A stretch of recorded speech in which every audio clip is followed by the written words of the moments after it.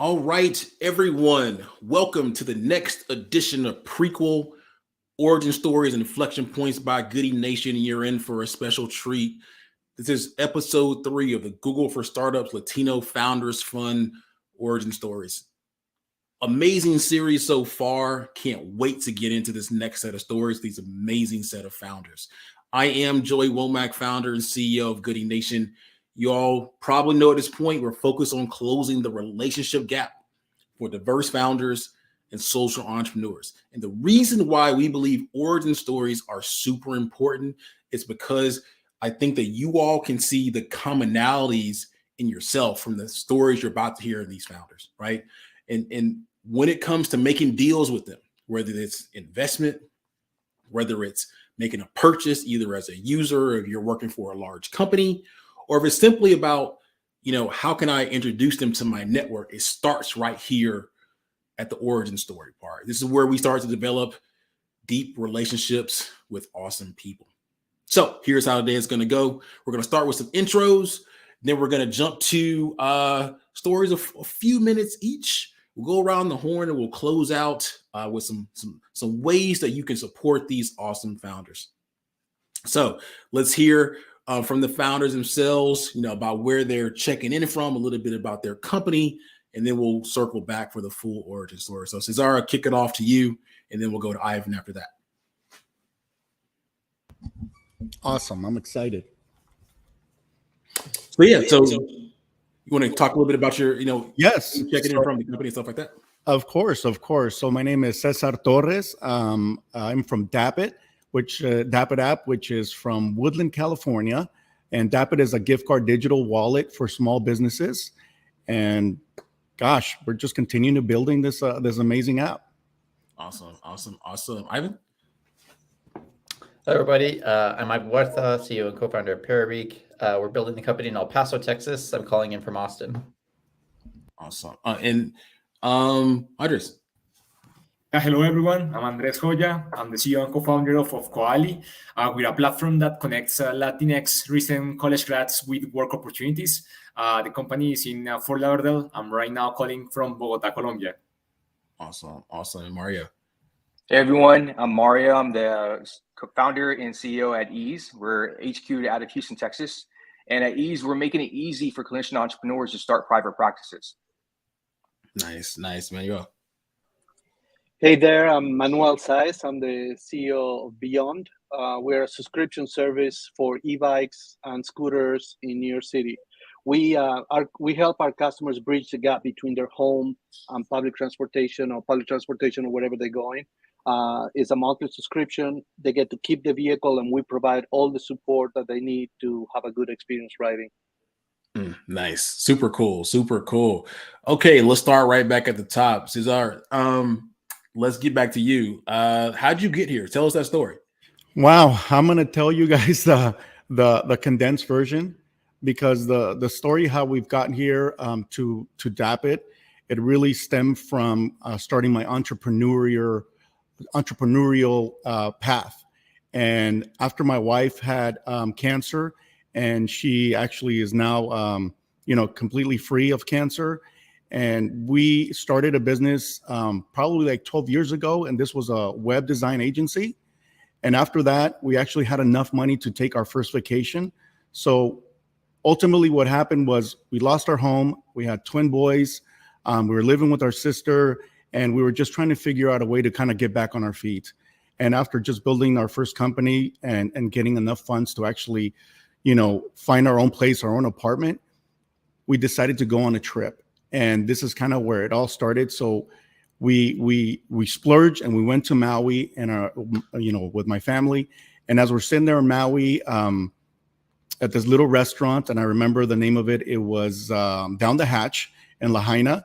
And so while we're sitting in the restaurant, we actually went on social media and, shared the experience with our friends and our family, because they were so excited because they know what we've been through, right? And so they actually wanted to connect with us. They wanted to kind of send us, like a gift card or buy us a drink or maybe a meal or, a gift in the island, something, right? And there wasn't any simple way of doing it. So that's kind of where I looked at my wife and I said, how can we connect each other? And I'm meaning communities, I'm meaning people, no matter where we're at and which point in life, right? And then, share, local businesses with each other. And she literally looked at me and she said, I don't know, why don't you build it? So to me, having that belief made me just say, yeah, why not? So we came back to the States, or to the mainland, as they call it.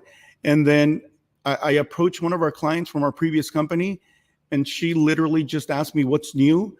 And I told her I have this crazy idea for building an app to bring small businesses together, and a way for consumers to share their favorite places, but also create like a social experience through the app.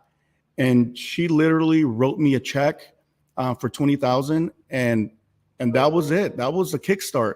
I looked at that check and I said, why not? Life is short. When people believe in you, you gotta just go for it. Go for it. Never stop. And that's what we've built. So we built Appit, and we're going to continue to grow it. And I'm just so excited to be part of this program to further along our vision. Man, that is super powerful. That is super powerful in a number of different ways. Wow. I'm super excited for your journey. Thank you. And to continue support. It's really special, and I'm happy to share it with everybody. Awesome. Okay, next up we have Ivan. Cool. So born and raised in El Paso, Texas. I forgot to mention what Parabeak does. So we automate design to development for UI UX. But I was 19, was working out of a college dorm room with some of my friends, and we just wanted to start working on stuff outside of school. And so at that time, Parabeak was something completely different. But we started working on the original idea, which had to do with like Bluetooth beacons. We raised a little bit of angel money, and I dropped out of college after that to pursue startups. My parents are so pissed at me, but they have forgiven me now. But as a first-time founder, fell on my face a bunch, but was really fortunate to have a team as well as investors who continue to support us and to continue growing. Eventually, we turned into a dev shop where we were consulting different startups around the US, primarily on mobile applications. At the time, Flutter had just came out, so we were really pumped about that.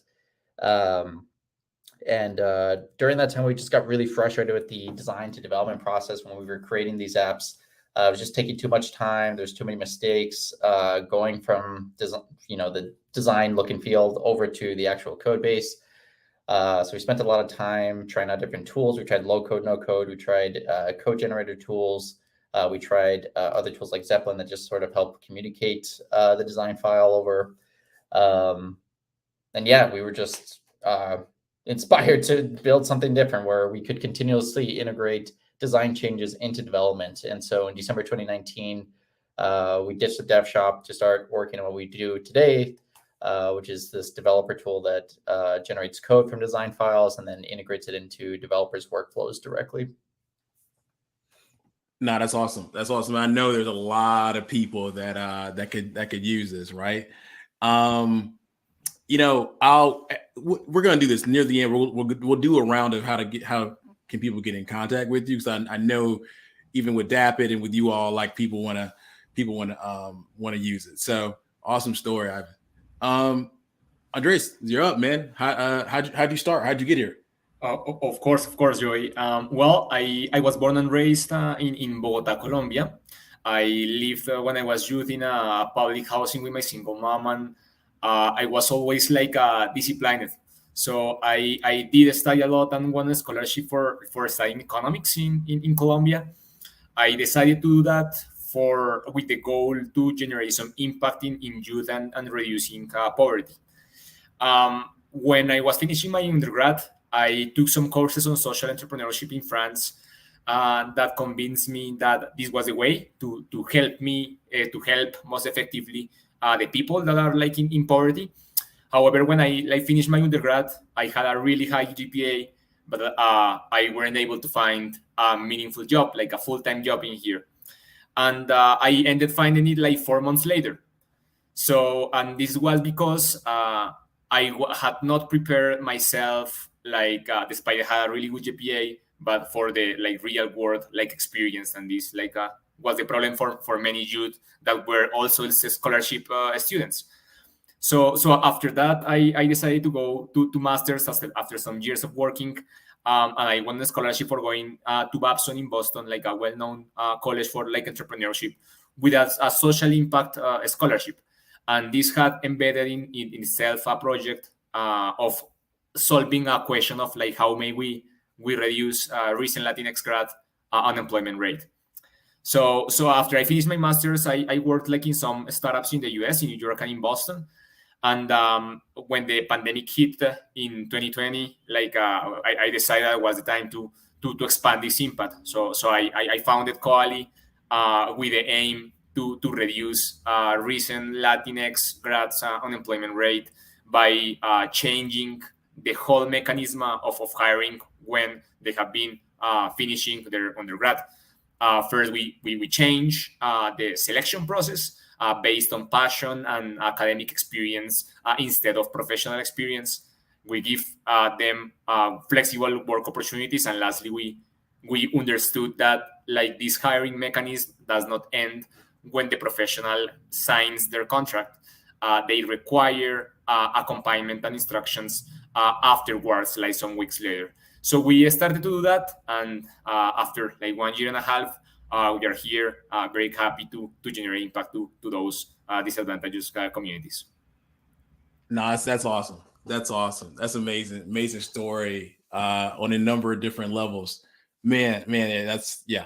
I think, and there's there's a number of people I want to connect you with, and not only in the program but also in the larger Goodie Nation community. Mario, you're next up, man. Yes, sir. Yeah. So I talk a lot about my experience growing up in Houston, in the north side of Houston. So I didn't meet a Latino doctor until I was well within my 20s. Growing up in the north side of Houston, I actually had to leave my community in order to receive healthcare. And so that was, essentially still to this day, it's kind of like a food desert, right? There's no grocery stores, things like that, surrounded by dollar general stores or, liquor stores, things like, that exist in that area, but not really healthcare. And I didn't understand why. Like, why is there no, practices or clinics around that are kind of like staffed or, kind of owned by Latinos? And I didn't understand it until I became a physician myself. And I went through the process and worked with a lot of other clinicians who kind of just had no other option. Employment over the past 20 years has been the only option for us as clinicians. And so, we work for hospitals. That's kind of the way. And kind of what leads from that is just the risk of being burned out, not really having any say so in how you manage or treat your patients, unable to really build that relationship. A lot of people just don't have the money, they're in debt. They don't know how to start a business. And so that's where Origin came from. It's just like, okay, well, can we make it easy? And so how can we utilize tech and modern tech in order to help clinicians be independent and help Latino doctors go back to their communities and open up practices? And that's really where my origin story is. It's like I'm solving my own problem from when I was a kid, and now solving it as a physician. Man, that's awesome. That's awesome. Again, making the world a better place, slightly different way, man. I love how everything kind of connects together. Last but not least, we have Manuel. What's your story, brother? Thank you, guys. Amazing stories, guys. Amazing stories. Yeah, really humbled to be here, to be honest.